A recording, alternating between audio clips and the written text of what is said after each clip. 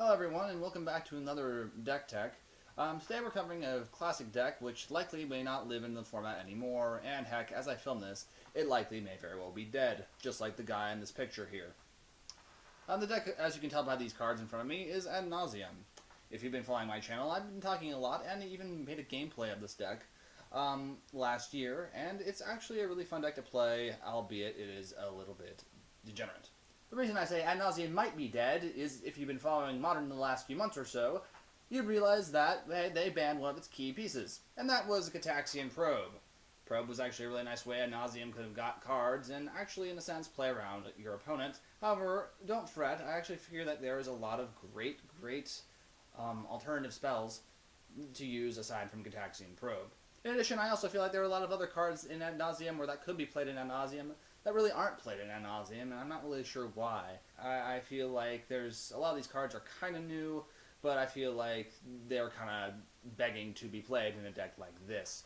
So, considering the deck is multiple colors, there's really no excuse for this. If you never played with, against, or heard of Ad Nauseam before in the past, the deck works like this. Ad Nauseam is a combo deck that usually revolves around getting a combo off as soon as possible. The goal of this deck is to ramp up to 6 mana or more as soon as you can. Since most Ad Nauseam decks don't use green, they usually use some form of artifact to do this. Specifically, Lotus Bloom and Pentad Prism. These two are the most popular, I believe, because they just give the most mana for the mana that you pay for them. If you can consider paying for a Lotus Bloom, considering it's free technically. You do have to spend it though, but if you get this early off, by the time it resolves, you'll likely be able to combo off with your Ad Nauseam. Pentad Prism, I feel like, is the most popular rather than something else like a Mana Rock, simply because you can remove both Sunburst counters or charge counters from it whenever you like. You don't have to tap it or anything, and it just provides the mana that you need. You know, now that I think about it, why on earth don't Ad Nauseam decks use green? It's good ramp. There's a lot of great ramp cards. Maybe Ad Nauseam decks just need to explore their possibilities.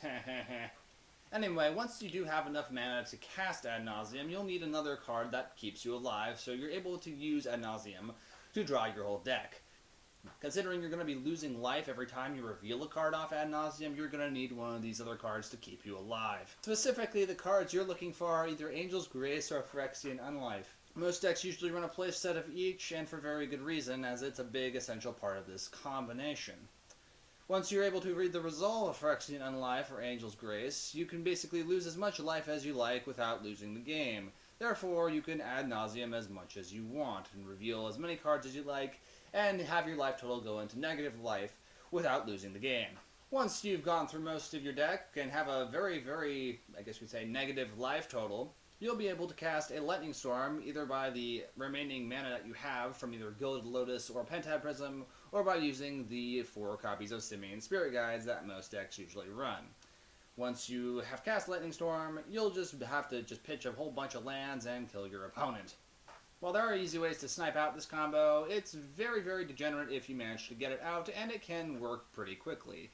Now, because Probe is no longer with us, this deck loses a bit of its drawing power at a more efficient rate, considering Probe only costed life, and you didn't even have to pay mana to use it. Before the ban happened, my deck actually ran 4 copies of Probe and 4 copies of Serum Visions. I'm actually a big fan of Serum Visions, simply because it looks 3 cards deeper into your deck, and helps you set up your combo a lot better than other cards like Sleight of Hand.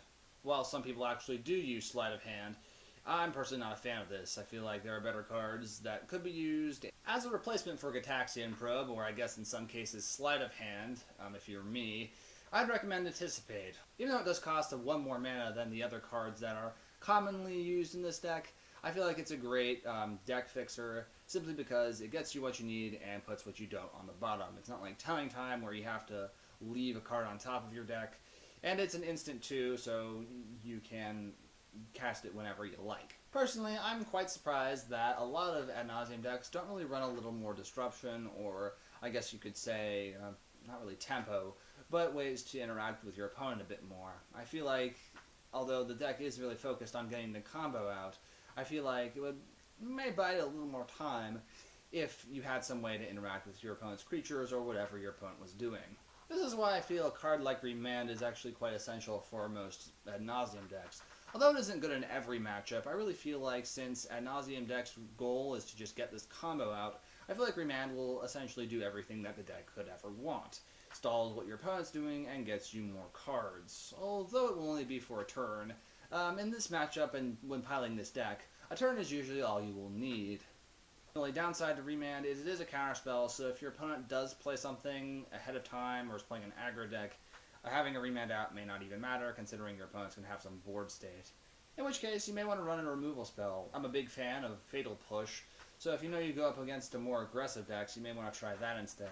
The only downside to Fatal Push is it doesn't give you any cards. Another thing that kind of baffles me about this deck against aggro decks is the fact that most decks don't even run board wipes. You don't have to run like a 4-mana board wipe like Wrath of God or something like that.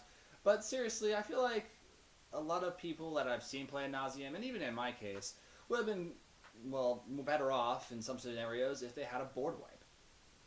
Personally, I'd like to try that Yahenni's Expertise, simply because it basically kills a lot of creatures, and at the same time you can put in a Phyrexian Unlife at the same time. Since we may not always draw a Nauseam, being a combo deck, and our cantrips may not always get there, I'd like to run a couple tutors. Specifically Spoils from the Vault and Mystical Teachings. Both of these are great tutors, however, I feel like Spoils of the Vault is a lot better whenever you have something like Phyrexian Unlife out. That way you can just go as long as you like into your deck, and losing life usually doesn't matter in that case. Mystical Teaching is just nice. It is kind of expensive, but I feel like if you're playing this deck, you'll find out that it actually goes on curve quite a few times. Usually play a Phyrexian Unlife turn 3, Teachings for an Ad Nauseam turn 4, at the end of your opponent's turn 4, and then Ad Nauseam turn 5. Usually works out, and I really do like this card. It also does have flashback if someone ever has like a Liliana the Veil or something like that. But to be honest, I've never cast it for its flashback cost. Now, while I've seen several different lists at Ad Nauseam, and every one of them has a new and unique mana base, so to speak, I feel like most of these are made up of, surprisingly, the fast lands from Scars of Mirrodin and Kaladesh, and the Scrying Temples from the Theros block. These are pretty inexpensive if you're trying to go this route. I mean, you don't have to have any shock or fetch lands, although they do help a lot. But I feel like I've seen several lists that do just run these lands, and they get by. Another land that I highly recommend for this deck and getting a full set of is the Aether Hub. I really feel like this is nice simply because if we somehow lose our Spirit Guides, we can use its ability to add red mana from using energy. As far as sideboard goes, it's really up in the air. I've seen several lists that have some pretty wacky sideboards, but a lot of them actually do make a lot of sense. Personally, my favorite way to go is using something like Leyline as a silver bullet card against Burn and other decks that target you. Some form of graveyard hate. It doesn't have to be Rest in Peace, but it does have a very beneficial. Your deck isn't really too affected by graveyards, so it really rarely matters whether or not your stuff gets exiled or not. And also some form of counterspells. Passive Negation I feel like is the most common that I've seen over the years, but you can also run things like Dispel, Spell Pierce to win like a counterspell war, but like I say, I've seen Passive Negation the most over the years. I've also seen some lists that run Painful Truths. I don't really see why. I feel like there are lots more faster cards in this meta. I still feel like Anticipate's a better alternative. I mean, Painful Truth is not a bad card. I just feel like for this deck it's a little slow, and you're really going to have a, I guess you could say, a life support system if you want to make, I guess you could say, get a full benefit from it, I suppose. Like I say, the options are limitless. Just do what you think is best. Having said that, if you know there are lots of aggro decks, you may even want to just run that board wipe like I told you to. It may actually come in handy. And that is my deck tech and a deck guide, or deck playing guide for Ad Nauseam. Like I said before, because of the bit of a hit this deck took back in last month due to the banning of Probe, it's arguably that I think a lot of people have kind of forgotten about this deck, simply because that piece is missing, but I really feel like the deck has a lot of potential, and I think since no one expects it, I really feel like this is a good opportunity to really play it, now that no one really is anticipating this to be around anymore.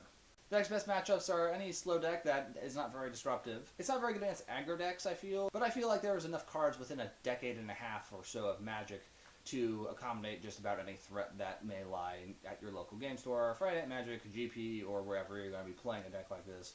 Thank you so much for watching. everyone deserves to have the knowledge of Magic the Gathering, so if you haven't already, please like and subscribe as it will help get this and all my other videos out there. Again, my name is Rudy Spector. Thank you very much for joining me tonight, and I'll see you all next time.